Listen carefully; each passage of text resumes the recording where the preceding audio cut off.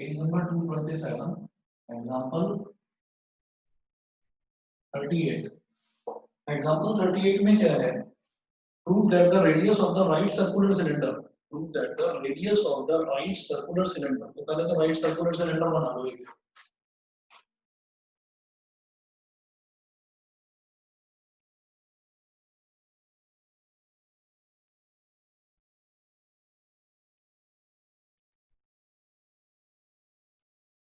Prove that the radius of a right circular cylinder of greatest curved surface area,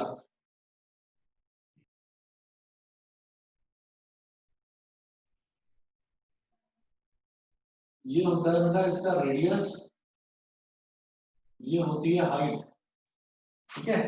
पर इन्होंने बोला prove that the radius of the right circular cylinder of greatest curved surface area which can be inscribed in a given cone, which can be inscribed in a given cone। इसका मतलब एक right circular cylinder है, इसको कोन के अंदर inscribe करना है।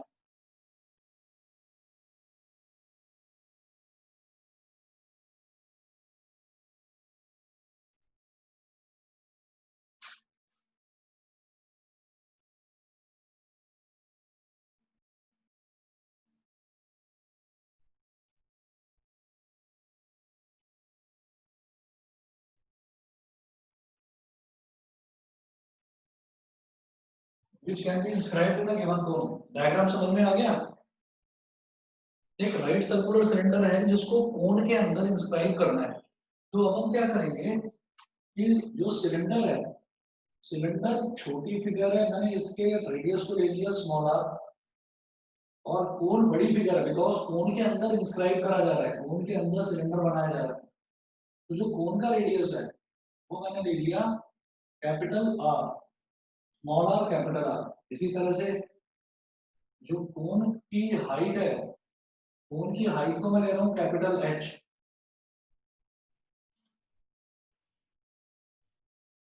ठीक है। अब जरा देखिएगा कि इसमें हम ये काम करेंगे, इसमें इन्होंने ये बोला है कि prove that the radius of a right, radius of the right circular cylinder, यानी कि रेडियस ऑफ सिलेंडर कितना है मैं लिख रहा हूँ यहाँ पर कि मुझे प्रूव करना क्या है। Radius of the right circular cylinder यानी कि small r of greatest curved surface area which can be inscribed in a given cone is half of that of the cone। Small r is equal to capital R upon 2। मुझे ये prove करना है, ठीक है। और ये prove करने के साथ साथ इन्होंने क्या दिया है इस क्वेश्चन में, इन्होंने ये बोला है कि prove that the radius of the right circular cylinder of greatest curved surface area. Greatest का मतलब क्या है? मैक्सिमम। तो ग्रेटेस्ट का मतलब मैक्सिमम का मतलब ये हो गया कि मुझे कर्व्ड सरफेस एरिया को मैक्सिमाइज करना है। तो यहाँ पर हम लिखेंगे as per the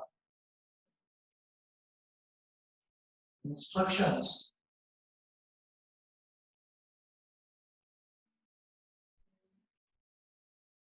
given in the question,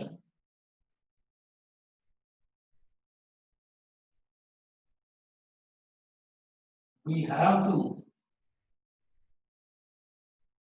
maximize, we have to maximize CSA of cylinder, we have to maximize CSA of cylinder, curve surface area cylinder का, ठीक है।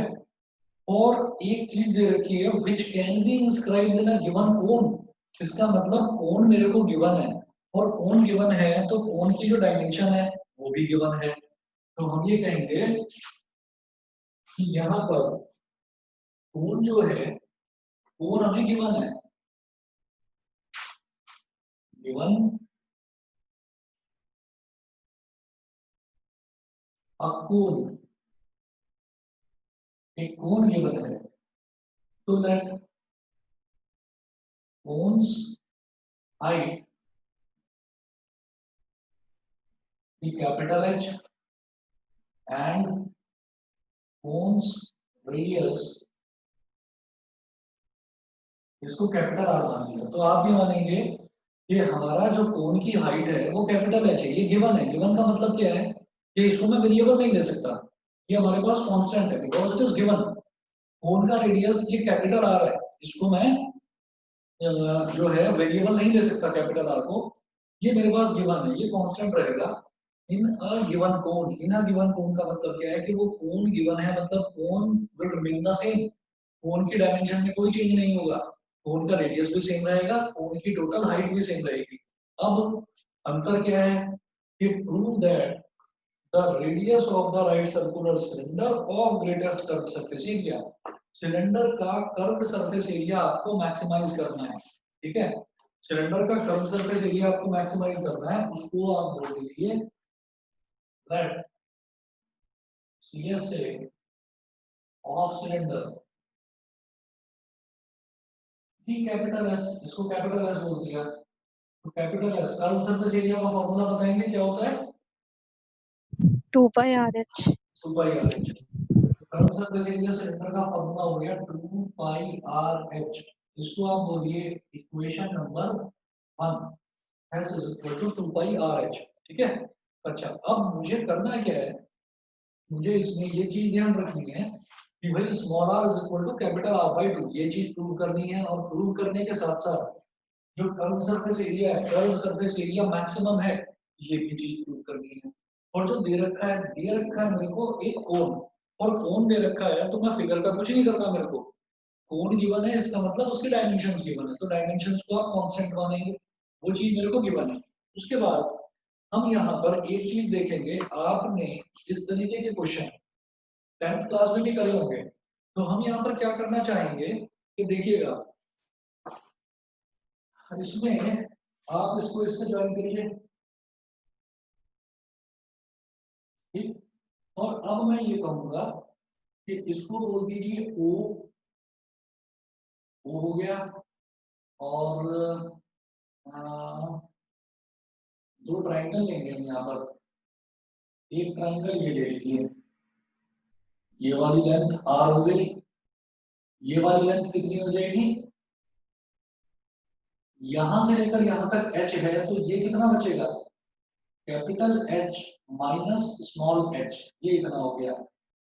इसको बोल दो ये 90 डिग्री का एंगल बनेगा, यहाँ पर भी 90 डिग्री का एंगल, इसको बोल दो ए, इसको बोल दो बी, इसको बोल दो सी, इसको बोल दो डी। और अब आप ये कहिएगा, मैं ये चीज प्रूव नहीं करवा रहा हूँ आपको कि ये दोनों ट्राइंगल सिमिलर होंगे, बस चलिए आप ये देख लीजिए कि इन ट्राइंगल, या देख लो एक minute, in triangle O A B and triangle O C D,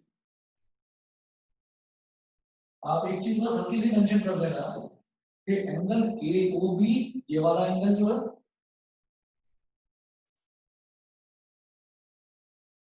is equal to बड़े वाला ट्राइंगल जो लो, ये वाला O C D, angle C O D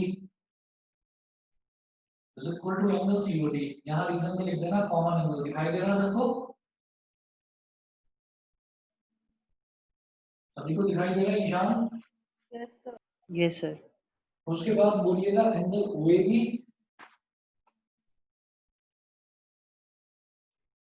is equal to angle O C D 90 degree is equal to 90 degree. तो बस ये कह देना भाई डबल ए सिमिलैरिटी,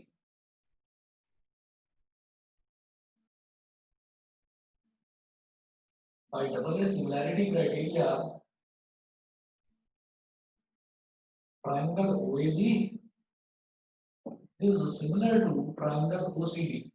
Therefore, जब ये दोनों ट्राइंगल सिमिलर हैं तो इनकी कॉरेस्पॉन्डिंग साइड्स का रेशियो भी इक्वल होगा, मतलब OA upon OC, OA upon OC is equal to AB upon CD, मतलब फर्स्ट और सेकंड क्या है OA, इसका फर्स्ट और सेकंड क्या है OC, इसका सेकंड और थर्ड अल्फाबेट क्या है AB, तो ये आ गया AB, और इसका सेकंड और थर्ड अल्फाबेट क्या है CD, फिर इसका फर्स्ट और थर्ड अल्फाबेट क्या है OD, और इसका फर्स्ट और थर्ड अल्फाबेट क्या है OD। याद है ना सभी बच्चों को रेशियो किस तरह से लिखते थे?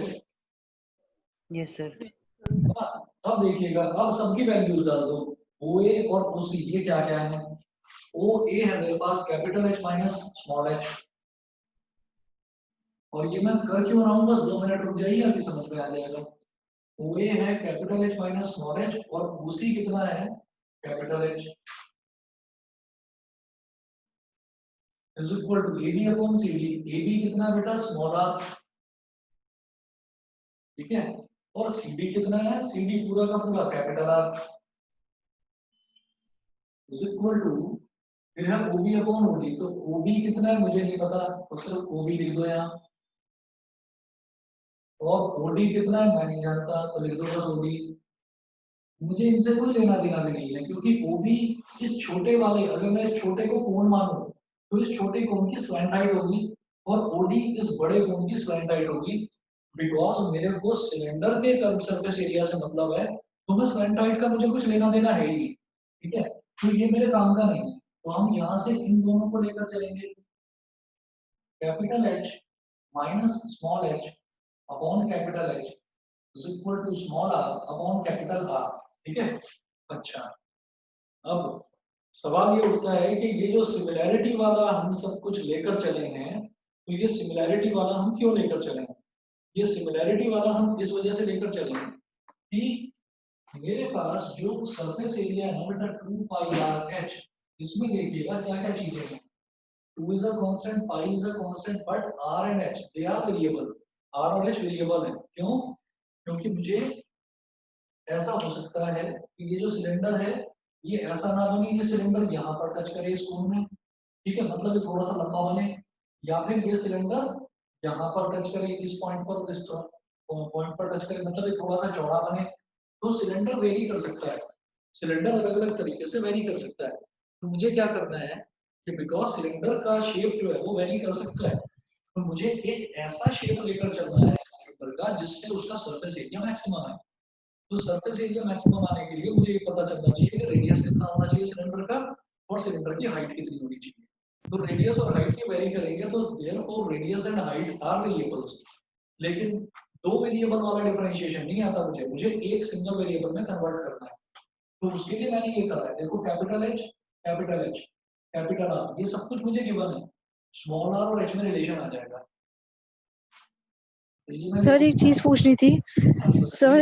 बताइए। सर जो इसमें हमने ट्रायंगल्स लिए, एक ऊपर वाला एक नीचे वाला, अगर जैसे हम ये बड़ा वाला ट्रायंगल लेते और साइड वाला लेते, एक मिनट आप फिगर सेट हो गए, बी और उसके मैं आगे तो वाला बड़ा डी वाला वाला लेते, ट्रायंगल ले लेता, ये बड़ा वाला ट्रायंगल ले लेता, और कौन सा ये साइड वाला ट्रायंगल ले लेता। तो सर इसको सिमिलर कैसे प्रूफ करते हैं? इनको एक तो सिमिलर कैसे 90 प्रूव डिग्री करते से, हैं? देखिए, अच्छा कॉमन हो जाता डी से, ठीक है ये ठीक है, तो सॉरी, बस डी आपका कॉमन है, ठीक ये है सर, कॉमन ओके। कैसे होता है भाई? वो डी अच्छा होता है ठीक ना है, ए, बड़ा वाला और ये साइड वाला है, ठीक है। ठीक। ठीक है, अब देखिएगा, ये हमारे पास ऐसे हो गया, मैं इसको स्प्लिट कर रहा हूँ, तो ये हो गया 1 minus small h upon capital H, या फिर आप क्या करिए यहाँ से, अभी इसको स्प्लिट मत करो, अभी इसको स्प्लिट मत करो, आप h को r की टर्म्स में निकाल लो, या r को h की टर्म्स में निकाल लो। मैं तो h को r की टर्म्स में निकालूंगा, बताता हूँ क्यों। ये हो गया h minus small h capital R is equal to small r capital H। h minus small h is equal to small r capital H upon capital H, minus h is equal to r h upon capital R minus capital H। फिर h कितना हो जाएगा, h minus small r into capital H upon capital R। ये value आ गई मेरे पास, ठीक है। तो अब देखिएगा क्या करना है मुझे, अब ये जो वैल्यू आएगी ना स्मॉल h की, इसको यहाँ सब्स्टिट्यूट कर दीजिए, substitute this value in first, इसको फर्स्ट इक्वेशन में सब्स्टिट्यूट कर दिया, तो s कितना हो गया 2 पाई r, तो एज इट इज रहेगा, और h जो है वो भी आपने यहाँ से स्मॉल h की वैल्यू यहाँ से डाल दी, capital H minus small r capital H और कैपिटल R। ये हो गया, एक्सपैंड करो इसको, 2 पाई एच ब्रैकेट में डालूंगा और स्मॉल आर लूंगा अलग। अभी बता रहा हूँ किस लिए कर रहे हैं ये, minus 2 pi capital H upon capital are, इसको ब्रैकेट में डालूंगा और इंटू आर स्क्वायर करूंगा। ये मैं क्यों कर रहा हूँ, क्योंकि मुझे स्मॉल आर की वैल्यू निकालनी है, स्मॉल आर की वैल्यू मुझे प्रूव करनी है कैपिटल आर बाई टू, ठीक है। तो मैंने इसीलिए स्मॉल एच को स्मॉल आर की टर्म्स में कर दिया। यहाँ capital H capital H capital R, इसको लेकर टेंशन लेने की जरूरत नहीं है, ये तो गिवन है। गिवन मतलब ये कांस्टेंट है। कैपिटल एच कोन की हाइट है, कैपिटल आर कोन का रेडियस है। तो लिखा हुआ है क्वेश्चन में गिवन कोन, गिवन कोन का मतलब ये सारी चीजें मुझे दे रखी है। अब मैं क्या करूंगा कि मैंने स्मॉल एच को इसका मतलब आर के टर्म्स में लिख लिया यहाँ पर, क्यों, क्योंकि मैं आर ही निकालना चाहता हूँ, स्मॉल आर ही निकालना चाहता हूँ। तो देखिएगा क्या करना है मुझे, मुझे कर्व्ड सरफेस एरिया यानी कि कैपिटल एस को मैक्सिमाइज करना है। तो अब आगे का प्रोसीजर क्या है, अब आप क्या करिए, इसको बोल दीजिए इक्वेशन नंबर 2 और फिर कहिएगा कि differentiate equation 2 with respect to small r, क्योंकि वेरिएबल तो स्मॉल आर ही है ना। तो इस वजह से मैंने जो कांस्टेंट वाली टर्म्स है उनको ब्रैकेट में डाल दिया और जो वेरिएबल वाली टर्म है उसको अलग रखा। मेरी बात समझ में आ गई आराध्या, कृतिका? Yes sir. ठीक है, सर स्मॉल आर वेरिएबल है कांस्टेंट है? स्मॉल आर तो वेरिएबल है ना बेटा, मैंने बताया ना स्मॉल आर क्या है। देखिए सिर्फ कोन ही गिवन है मेरे को, कोन, बाकी ये जो है, ये जो सिलेंडर है, सिलेंडर तो वेरी करता रहेगा। हो सकता है आप कहोगे सर सिलेंडर आपने यहाँ पर टच करवाया है, इस कोने पर और इस कोने पर, हो सकता है सिलेंडर यहाँ पर टच करे तो ये थोड़ा लंबा बनेगा, लंबा बनेगा तो इसका कर्व सरफेस एरिया कुछ और होगा।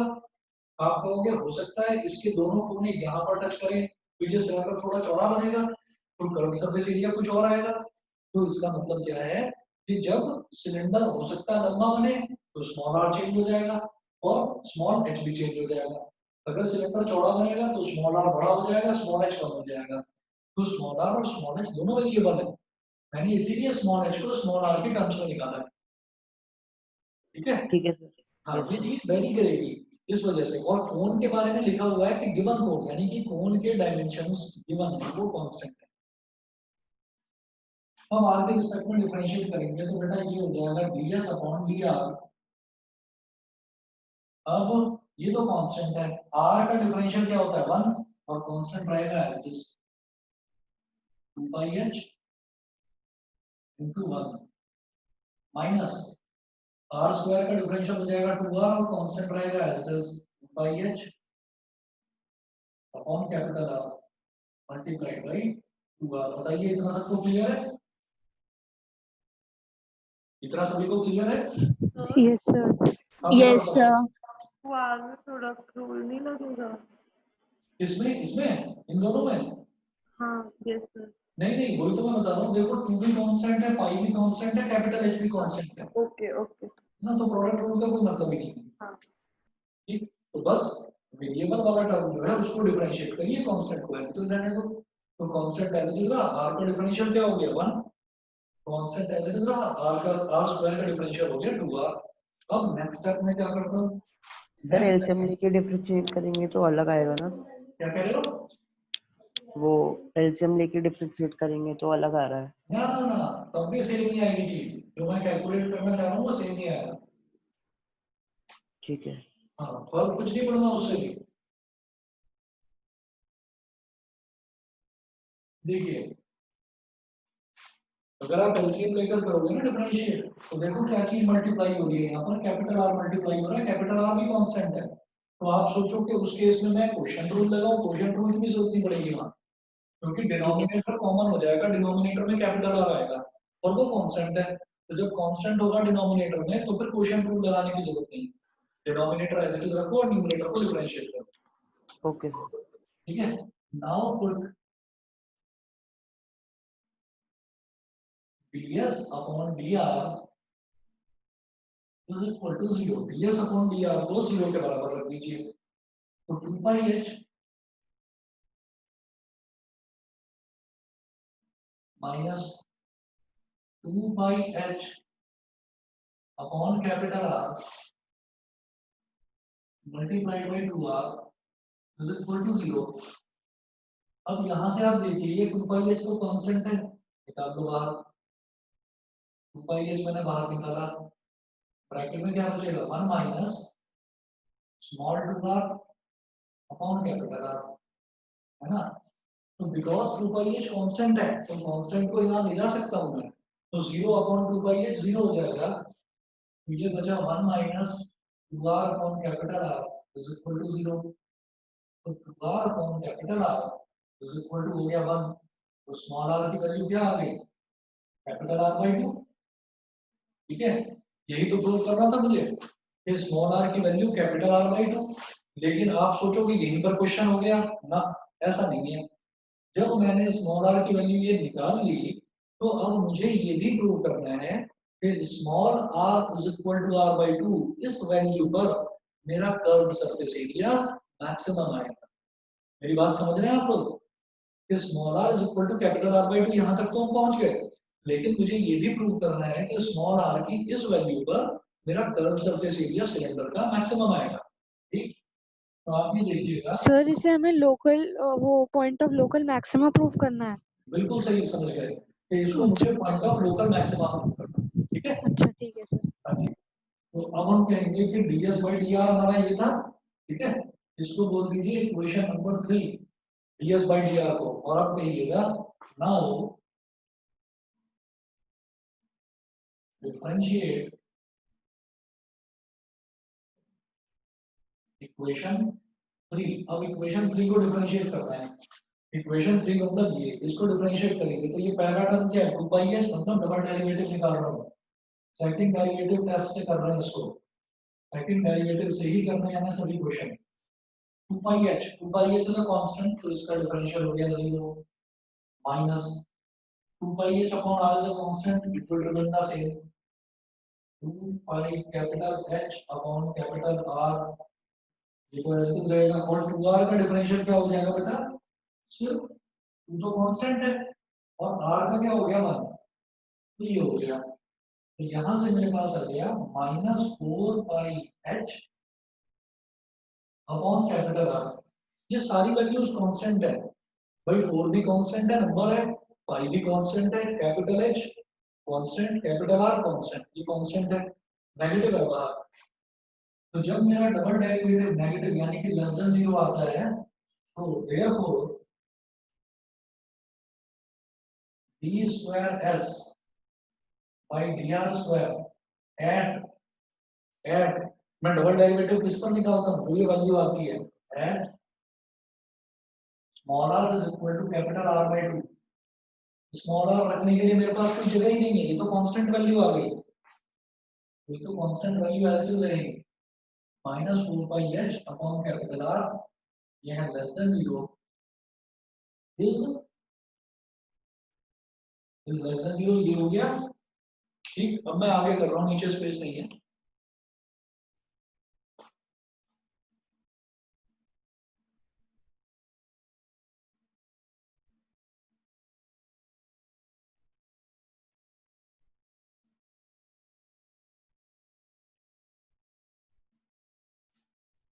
तो डबल डेरिवेटिव पर वैल्यू हमारी लेस देन 0 आ गई, तो मैं क्या बोलूंगा, therefore small r is equal to capital R by 2 is a point of local maxima। Local maxima क्यों, क्योंकि जब डबल डेरिवेटिव लेस देन 0 आता है तो वो पॉइंट ऑफ मैक्सिमा होता है हमारा। ठीक है, अब हेंस CS से ऑफ अ, ये लास्ट में स्टेटमेंट लिखनी है आपको, right circular cylinder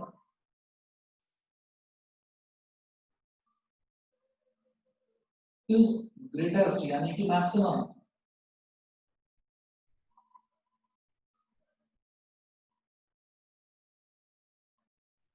when small r is equal to capital R by 2, that is radius of cylinder is equal to half radius of whole. इस तरह से करके इस क्वेश्चन को कंप्लीट करेंगे। 6 नंबर के क्वेश्चन आते हैं। बताइए जी, सबको समझ में आ गया? Yes sir. अनिकेत क्लियर है? आकृति यस सर। ठीक है बेटा। अब इसके बाद अगला देखते हैं। एक मिनट।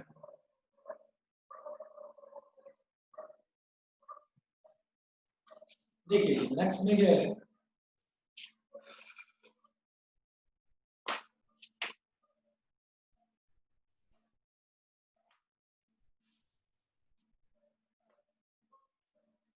देखिए अब हमारे पास है maximum and minimum values of function in closed interval. Closed interval के केस में मैक्सिमम और मिनिमम वैल्यू फंक्शन की कैसे निकालते हैं। Example number 39 page number 230। हम क्वेश्चंस को करके और फिर आपको बताएंगे कि इसको करना किस तरीके से था। ठीक है, मैं कोई आपको वर्किंग रूल नहीं बता रहा इसका कैसे करना। पेज नंबर 230 पर एग्जांपल 39। और जैसे हम अब तक क्वेश्चन करते आए हैं वैसे ही करना है, बस एक मामूली सा चेंज है इसमें, वो देख लीजिए बस आप।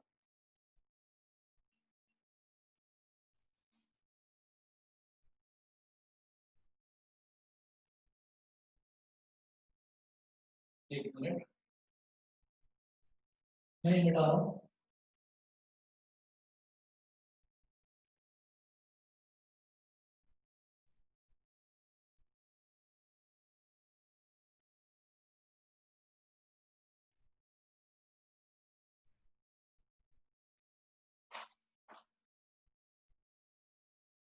देखिएगा एग्जांपल नंबर 39 में है फाइंड द एब्सोल्यूट मैक्सिमम। मैंने पहले भी आप लोगों से जिक्र करा था कि absolute maximum value absolute minimum value क्या होती है। अब इस क्वेश्चन में देखते हैं।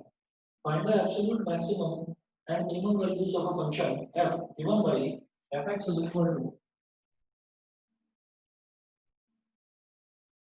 fx is equal to 2x cube minus 15x square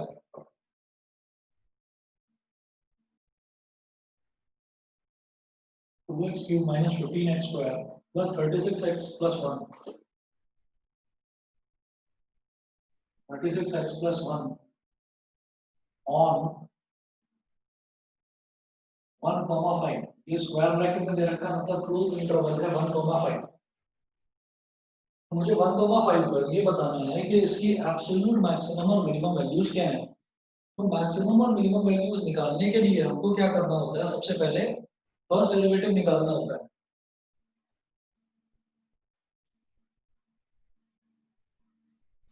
तो f डैश x देखिए क्या हो जाएगा। फर्स्ट डेरिवेटिव निकालेंगे 2 3 जा 6x स्क्वायर 15 2 जा 30x प्लस 36। ये हो गया। Now put f dash x is equal to 0।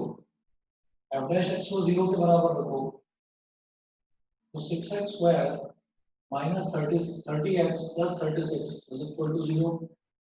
Two out में से आप 6 निकाल लीजिए कॉमन, ब्रैकेट में बचेगा x square minus 5x plus 6 is equal to 0। 6 का कांस्टेंट 0 के नीचे जाकर 0 बन जाएगा और इसके आप मिड टर्म स्प्लिटिंग कर दीजिए। x square minus 2x minus 3x plus 6 is equal to 0। तो ये x कॉमन ले लिया, ये बचेगा यहाँ पर x माइनस 2 और यहाँ से माइनस 3 कॉमन लेंगे तो ब्रैकेट में बचेगा x माइनस 2। तो ये बन गया x minus 2 multiply by x minus 3 is equal to 0। ये हुआ तो मेरे पास x की वैल्यू 2 आ गई, तो 2 और एक x की वैल्यू आ गई 3।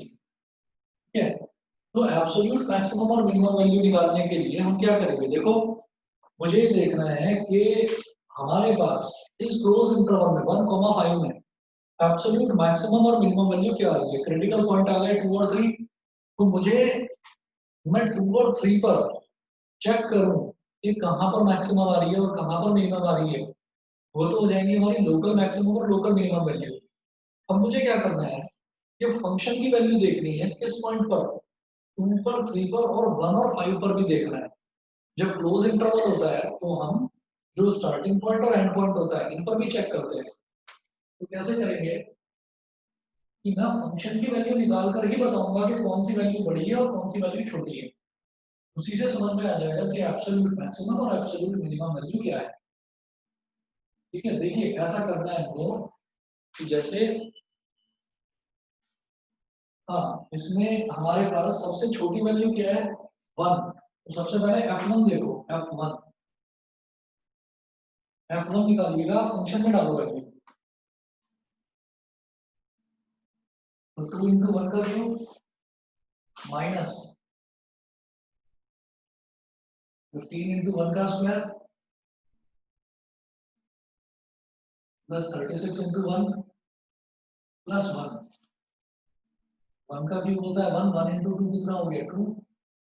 1 का स्क्वायर होता है 1, 1 इंटू 15 हो गया 15, तो माइनस 15। 36 इंटू 1 ये हो गया प्लस का 36 और प्लस 1। 36 प्लस 1 37 और 2 39 माइनस 15, ये आ गई वैल्यू 24। फिर अगला देखो आप, अगली 1 से बड़ी वैल्यू क्या है 2, तो f2 पर कैलकुलेट करेंगे। तो वैल्यू डालो इसमें फंक्शन में, 2 इंटू 2 का क्यूब माइनस 15 इंटू 2 का स्क्वायर प्लस 36 इंटू 2 प्लस 1। तो 2 इंटू 2 का क्यूब हो गया 16 माइनस 2 टू द 4, 4 इंटू 15 हो गया 60 प्लस 72 प्लस 1। 72 प्लस 16 कितना हो गया 88, 88 और 1 कितना हो गया 89 माइनस 60, तो ये वैल्यू आ जाएगी 29।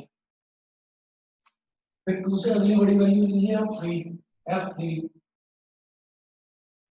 को डालिए इसमें फंक्शन में, तो ये हो जाएगा 2 इंटू 3 का क्यूब माइनस 15 इंटू 3 का स्क्वायर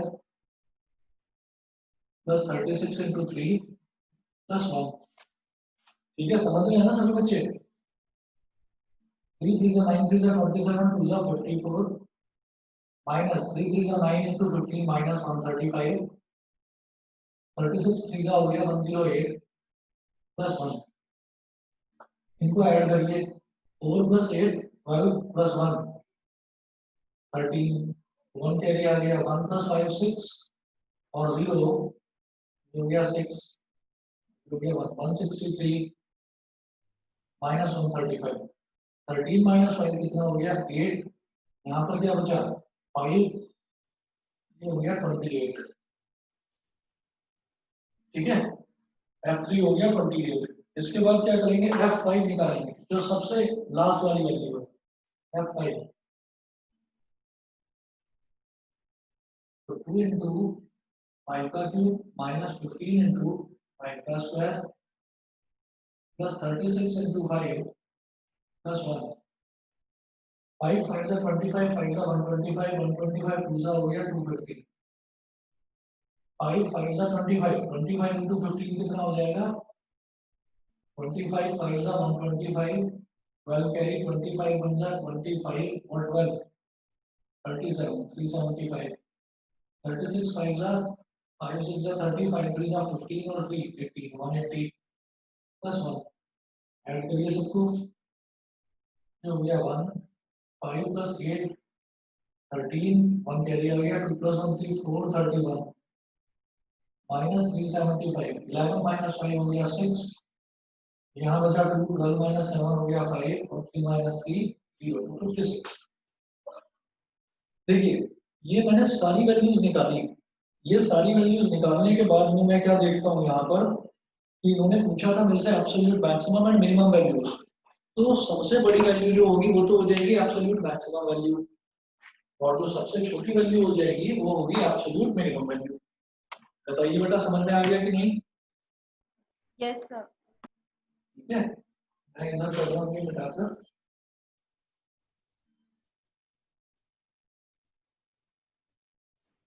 सर इस तरीके के क्वेश्चंस को हम सेकंड डेरिवेटिव से नहीं कर सकते वैसे। सेकंड डेरिवेटिव से आप करने की जरूरत ही नहीं है इसमें, क्योंकि सेकंड डेरिवेटिव से आप निकालोगे point of local maxima and local minima, ठीक है। लेकिन यहाँ पर एब्सोल्यूट मैक्सिमम वैल्यू, मतलब जो मुझे एब्सोल्यूटली, जो मुझे अपनी आंखों से साफ साफ दिखाई दे रही है, वो आपको कैलकुलेट करके दिखानी है, तो ये प्रोसीजर अपनाना पड़ेगा इसमें, ठीक है। जो फर्स्ट डेरिवेटिव है ना, फर्स्ट डेरिवेटिव को 0 के बराबर रखा, 0 के बराबर रखने पर ठीक क्रिटिकल है पॉइंट्स सर। आ गए, तो दो तो मेरे पास ये क्रिटिकल पॉइंट आ गए 2 और 3, और एक कोने वाले पॉइंट्स ये दे रखे हैं 1 और 5, तो हमें इनको चेक करना है बस। और इनमें जो सबसे बड़ी वैल्यू है वो हो जाएगी एब्सोल्यूट मैक्सिमम वैल्यू, और सबसे छोटी वैल्यू हो जाएगी absolute minimum value. Absolute minimum value क्या है, सबसे छोटा क्या है 24, और इसी तरह से एब्सोल्यूट मैक्सिमम वैल्यू ये हो जाएगी बेटा 56। बताइए, समझ गए? ठीक है। Yes, sir. अच्छा जी, अब आ जाइए आप एग्जांपल नंबर 40 पर।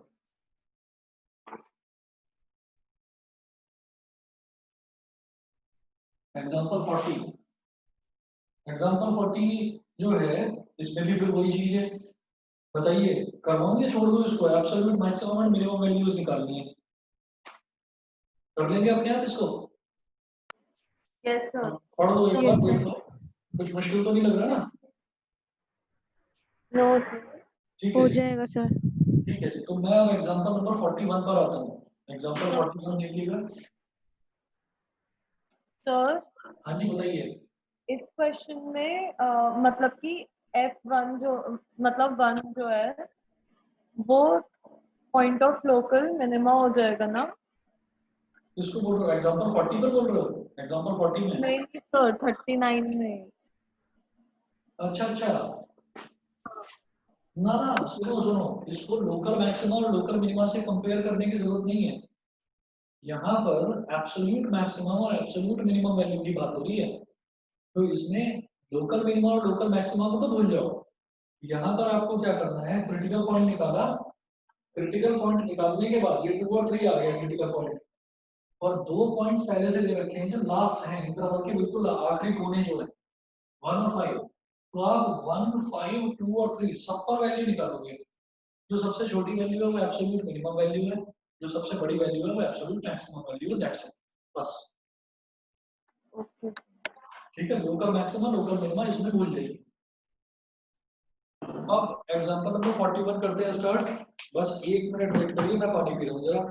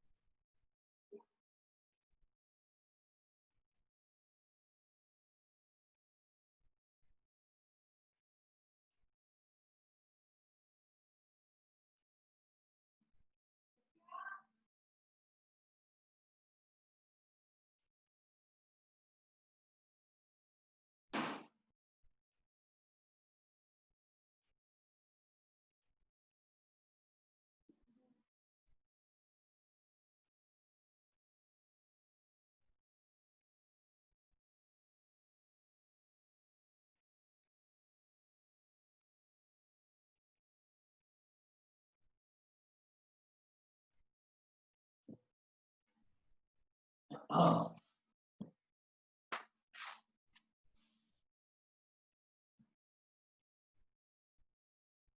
सर एक चीज पूछनी थी। एग्जाम्पल नंबर 40 में जो है, जो एक्स हमारा क्या कहते हैं डेरिवेटिव हमने निकाला, तो डिनोमिनेटर में x 2/3 आ गया, तो हाँ, इसको क्या कहते हैं, हम उस तरफ 0 की तरफ ले जा सकते हैं 0 रखने पर? उसको ले जा सकते हो, डिनोमिनेटर को ले जा सकते हो। ठीक है सर। चलिए नहीं, क्योंकि वो x की टर्म्स में है ना, तो फिर ले जा हाँ सकते हैं। मैं समझ रहा हूँ आप क्या पूछ रहे हो।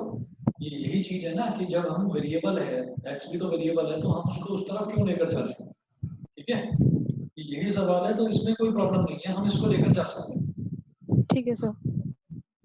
अब जरा देखिएगा कि एग्जांपल नंबर 41 है। एग्जांपल नंबर 41 में दे रखा है an Apache helicopter of enemy is flying along the curve given by y is equal to x square plus 7। ठीक है, तो जो कर्व मुझे दे रखा है, हमने माना कि चलिए ये कर्व इस तरीके से है, ऐसे ये कर्व हमारा हो गया y is equal to x square plus 7। ठीक है, तो कोई हमारा एनिमी है, उसका जो हेलीकॉप्टर है वो इस कर्व पे, मतलब इस पाथ पर ट्रेवल कर रहा है, y is equal to x square plus 7. A soldier placed at 3,7 wants to shoot down the helicopter when it is nearest to him. ठीक है, एक सोल्जर है, वो इस पॉइंट पर है, पॉइंट P 3,7, वो उसको हेलीकॉप्टर को शूट करना चाहता है when it is nearest to him। तो हमने ये कहा, इस पॉइंट को मान लिया h, के है ना, ये पॉइंट P है, और इस पॉइंट को बोल दीजिए Q। तो यहाँ पर लिखिएगा let the point of location of helicopter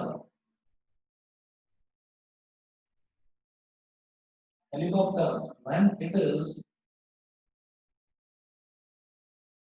nearest to the soldier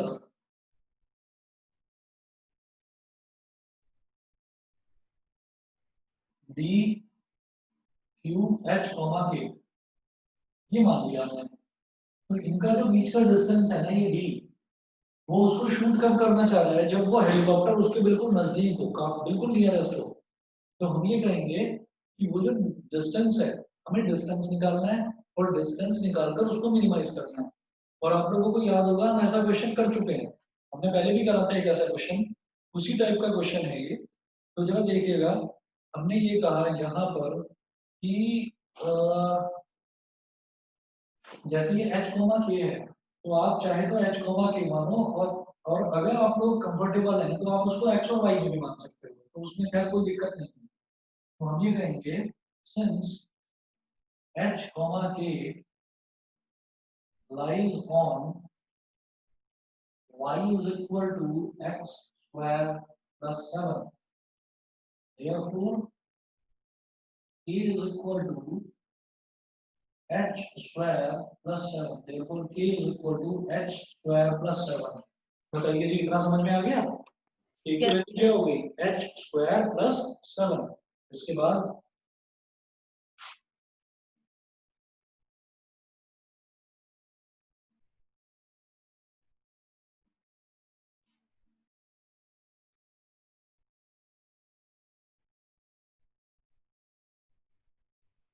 is equal to हो गया h स्क्वायर प्लस 7। अब मैं क्या करूंगा, डिस्टेंस निकालना है, तो डिस्टेंस निकालते हैं। चलिए, capital D is equal to under root x2 minus x1 का होल स्क्वायर, h माइनस 3 का whole square, plus y2 minus y1 का होल स्क्वायर, k माइनस 7 का होल स्क्वायर।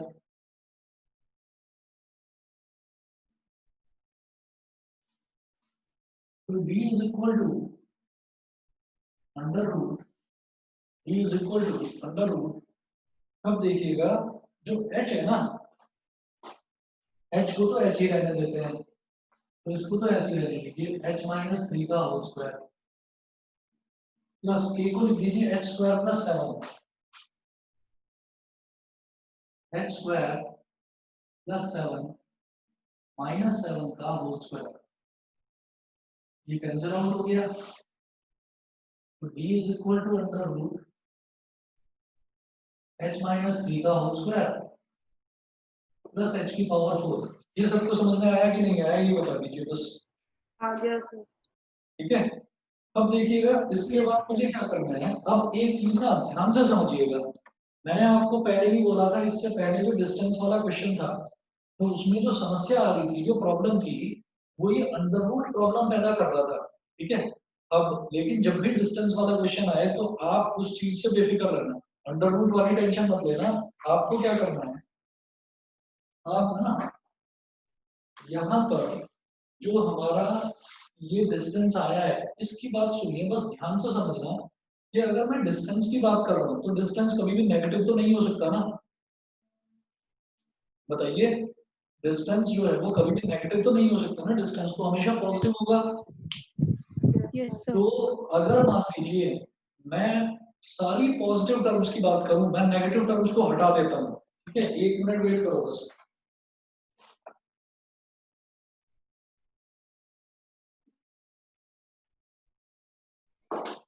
डिस्टेंस जो है वो हमेशा पॉजिटिव रहेगा, तो इसका मतलब क्या है कि मैं सारी की सारी नेगेटिव टर्म्स को हटा देता हूँ और मैं ये सोचता हूँ कि अब सिर्फ पॉजिटिव टर्म्स है मेरे पास। तो अगर कोई पॉजिटिव टर्म है, पॉजिटिव टर्म छोटी है, एक पॉजिटिव टर्म छोटी है और एक पॉजिटिव टर्म बड़ी है, तो छोटी टर्म का स्क्वायर करो और बड़ी टर्म का स्क्वायर करो, तो जो छोटी का स्क्वायर है वो बड़ी के स्क्वायर से तो छोटा ही होगा, ये बताइए। Yes sir. Yes sir. ठीक है, लेकिन प्रॉब्लम क्या आती है, प्रॉब्लम वहां आती है जहां पर हमारे पास नेगेटिव वैल्यूज भी हो सकती हैं। क्योंकि मान लीजिए क्या है कि अगर मान लो एक वैल्यू तो मेरे पास है +2 और एक वैल्यू है मेरे पास नेगेटिव का 3 यानी कि -3, तो -3 का स्क्वायर तो हो जाएगा +9 और +2 का स्क्वायर हो जाएगा 4। तो नेगेटिव यानी कि छोटी वैल्यू का स्क्वायर बड़ी वैल्यू के स्क्वायर से बड़ा आ गया। ईशान समझ गए, छोटी वैल्यू क्या है -3 और बड़ी वैल्यू क्या है +2, तो -3 का स्क्वायर तो आ गया +9 यानी कि छोटी वैल्यू का स्क्वायर तो आ रहा है बड़ा, और जो बड़ी वैल्यू है +2 -3 से बड़ा है ना, बड़ी वैल्यू का स्क्वायर आ रहा है छोटा, ये समझ गए। Yes sir. लेकिन अगर मैं सिर्फ पॉजिटिव वैल्यूज की बात करूंगा तो पॉजिटिव वैल्यू जो होती है उनमें छोटी कोई वैल्यू है तो उसका स्क्वायर बड़ी वैल्यू के स्क्वायर से छोटा ही आएगा। तो यहाँ पर लिखिएगा since capital D is distance which is always positive,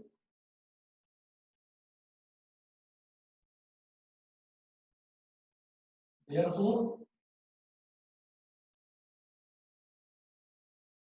square of small value will be small and square of large value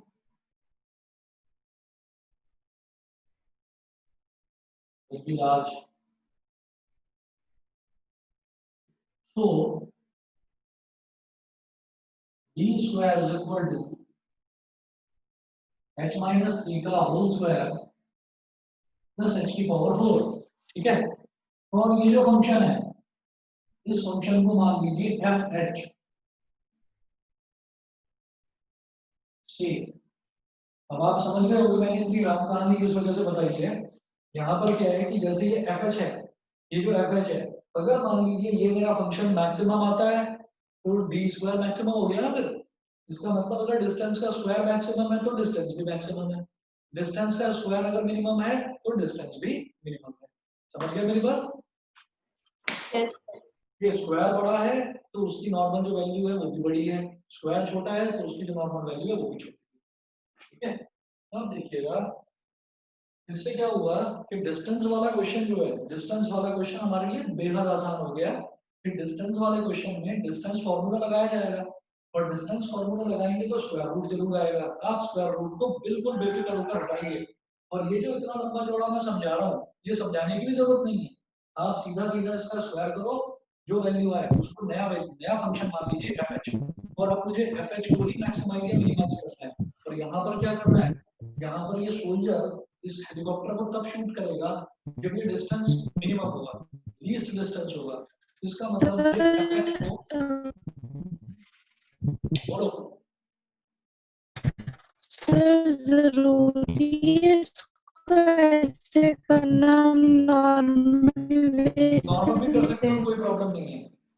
normal भी करा जा सकता है, ठीक है ना। तो स्क्वायर करेंगे तो थोड़ा आसान पड़ जाएगा, स्क्वायर रूट से बच जाएंगे, क्योंकि डबल डेरिवेटिव निकालेंगे तब दिक्कत होगी।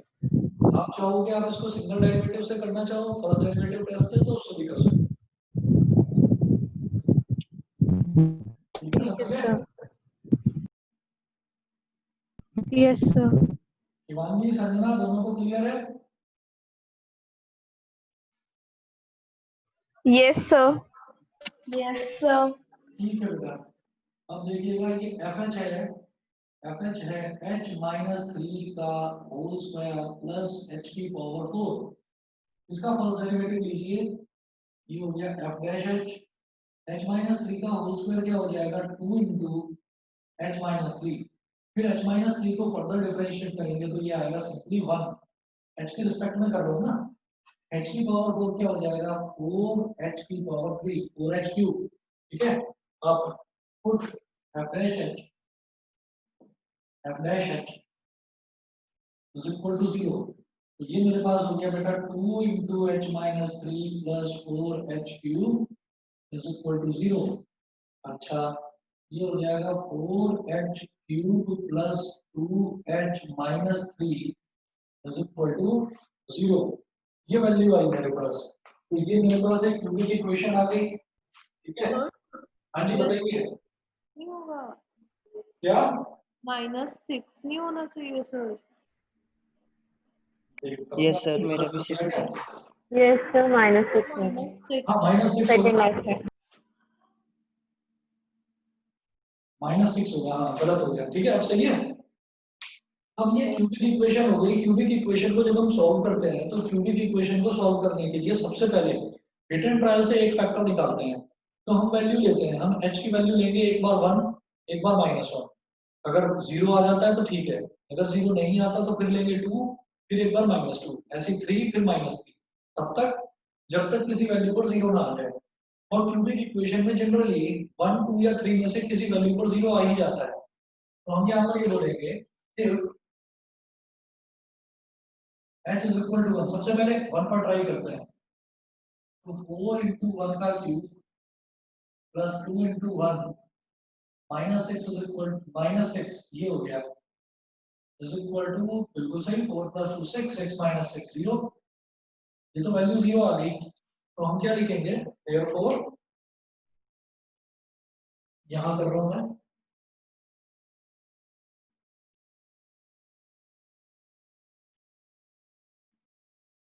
ईशान याद है ना ये मेथड क्यूबिक इक्वेशन को सॉल्व करने वाला? Yes sir. ठीक है, देखिएगा अब हम करेंगे कि ये हो गया हमारे पास therefore h is equal to 1 is a root, that is h minus 1 is equal to 0 is a factor।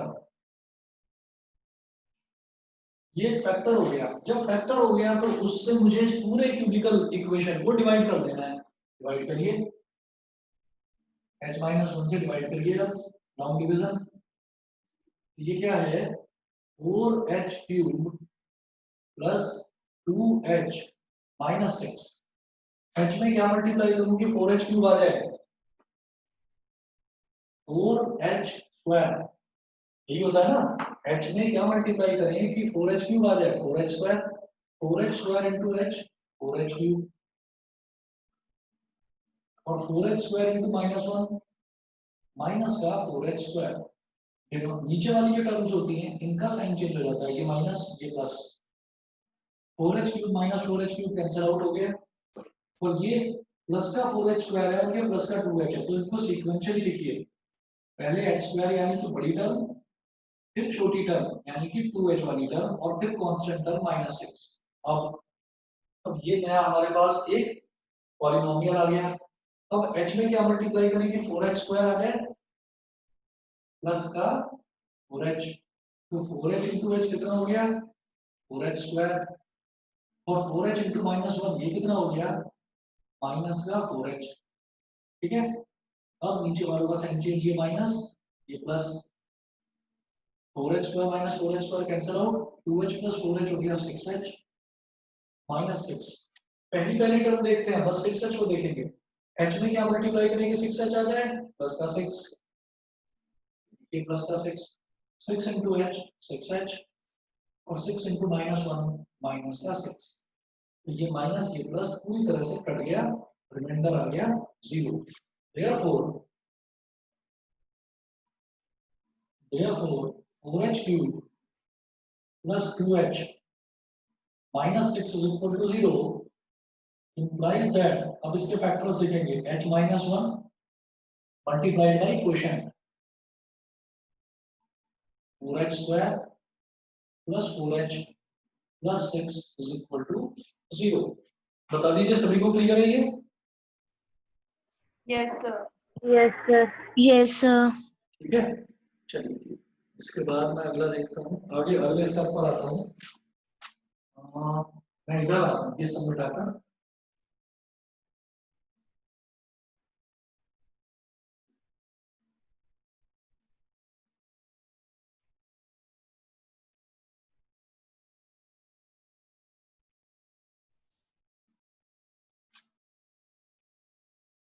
हाँ जी तो ये हो गया h minus 1 इंटू ये जो 4h square plus 4h plus 6 है इसमें से 2 ले लो कॉमन ब्रैकेट में क्या बचेगा 2h square plus 2h plus 3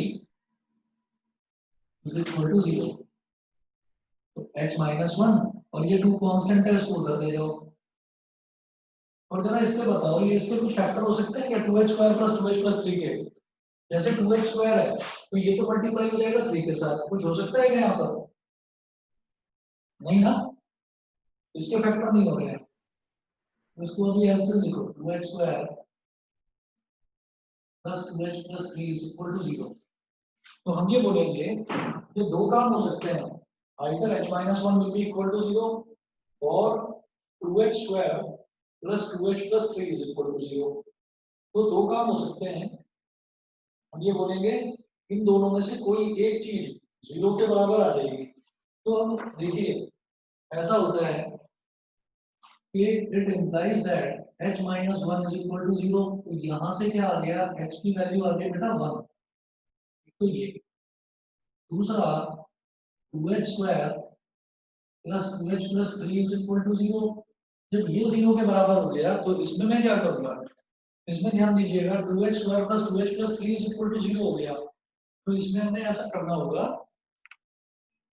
कि क्वाड्रेटिक इक्वेशन क्वाड्रेटिक फॉर्मूला लगाकर इसको हम सॉल्व करेंगे तो क्वाड्रेटिक फॉर्मूला में सबसे पहले ये हमारा h की वैल्यू ये आ जाएगी -b plus minus under root b square minus 4ac upon 2a ठीक है तो h की वैल्यू कितनी आ गई -b कितना है 2 तो -2 प्लस माइनस अंडर रूट का square -4 into 2 into 3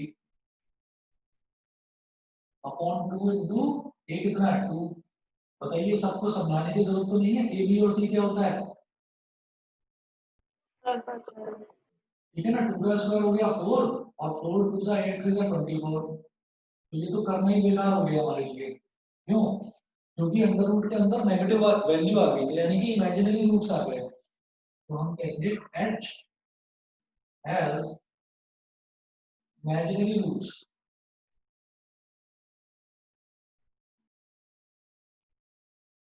so we will not take this value we will not take this value चलिए ये तो बहुत बढ़िया हो गया हमारा काम आसान हो गया हमारे पास नहीं तो क्योंकि ये क्यूबिक इक्वेशन थी तो हमारे पास 3 रूट्स आते हमारा काम आसान हो गया कि यहाँ से आने वाले जो 2 रूट्स थे वो दोनों नेगेटिव हो गए बिकॉज अंडर रूट के अंदर वाली टर्म नेगेटिव हो गई तो वो दोनों रूट्स मेरे लिए नेगेटिव हो गए तो उस चीज को तो छोड़ दीजिए अब मेरे पास बस एक ही वैल्यू रह गई h is equal to 1 और मुझे ये प्रूव करना है कि it will be a point of local minima तो हम ये कहेंगे कि नाउ जैसे मैंने f डैश h निकाला था f डैश h था 2 into h minus 3 plus 4h cube अब f डबल डैश h निकालते हैं f डबल डैश h तो बेटा ये हो जाएगा ये था मेरे पास 2 into h minus 3 यानी कि हाँ ये एक्सपेंड करके लिखा था ना, तो 4h क्यूब कितना हो जाएगा, 4 3 5h स्क्वायर, 12h स्क्वायर, और 2h कितना हो जाएगा, प्लस का 2, ठीक, और -6 तो कांस्टेंट है, वो तो खत्म हो गया, 0 हो जाएगा। ठीक है, दिखाई दे रहा है आपको, इधर रिफ्लेक्शन बढ़ रहा होगा, आप दिखाई दे रहा है, 12h square plus f double dash h, ये हो गया। अब h की वैल्यू a की थी, सिंगल वैल्यू, h की क्या वैल्यू थी 1, तो h की वैल्यू 1 यहाँ पर सब्स्टिट्यूट करके देखेंगे कि पॉजिटिव आता है या नेगेटिव आता है, f डबल डैश 1, ये हो गया 12 × 1 का स्क्वायर प्लस 2, यानी कि 14 इज ग्रेटर देन 0, तो h is equal to 1 is a point of क्या, minimum. Local minima, local minima. और मुझे वही दिखाना था कि वो जो सोल्जर है ना, वो उसको हेलीकॉप्टर को तभी शूट करेगा जब डिस्टेंस उसका मिनिमम होगा। दिखाई दे रहा है, h is equal to 1 is a point of local minima. निशान क्लियर है? Yes sir. शिवांगी आप बताइए। Yes, sir. ठीक है, जब ये कर लिया, ये करने के बाद में अब एक चीज तो प्रूव हो गई कि डिस्टेंस हमारा h इज इक्वल टू 1 पर मिनिमम होगा, तो मैं इसको नेक्स्ट यहां पर कर रहा हूं।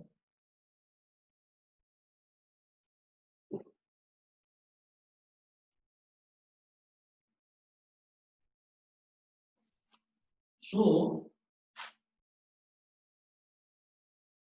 distance will be minimum at h is equal to 1, इस पर डिस्टेंस मिनिमम होगा। अब जरा देखते हैं क्वेश्चन में इन्होंने मिनिमम डिस्टेंस भी पूछा है कि नहीं। बच्चे फाइंड द नियरेस्ट डिस्टेंस, बिल्कुल ठीक, तो इन्होंने हमसे मिनिमम यानी कि नियरेस्ट डिस्टेंस ही पूछा है, तो मैंने मिनिमम तो प्रूव कर दिया। अब मिनिमम डिस्टेंस जो है यानी कि नियरेस्ट डिस्टेंस जो है वो कैलकुलेट करेंगे। ठीक है, तो देखिएगा, therefore minimum or nearest distance।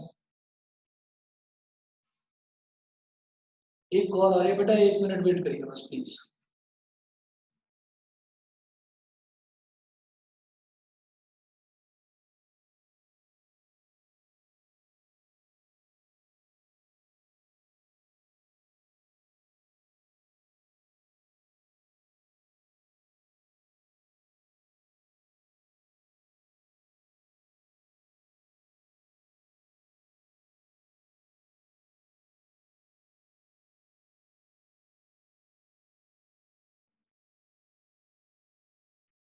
तो हमारा मिनिमम या नियरेस्ट डिस्टेंस वो क्या निकलेगा, वो होगा बेटा d।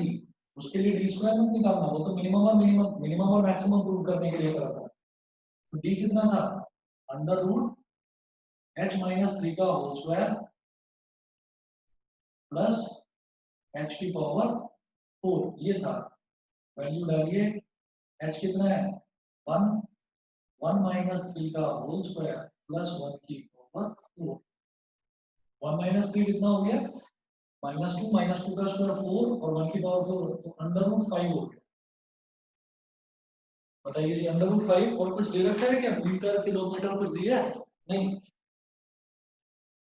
कुछ भी नहीं दे रखा, तो इतना बोल दीजिए अंडर रूट 5, ये हमारा हो गया अंडर रूट 5 यूनिट्स। बता दीजिए सभी को क्लियर है कि नहीं। मुस्कान, आकृति बताओ। Yes, sir. Yes sir. ठीक है, चलिए जी, अब इसके बाद एक्सरसाइज 6.5 है।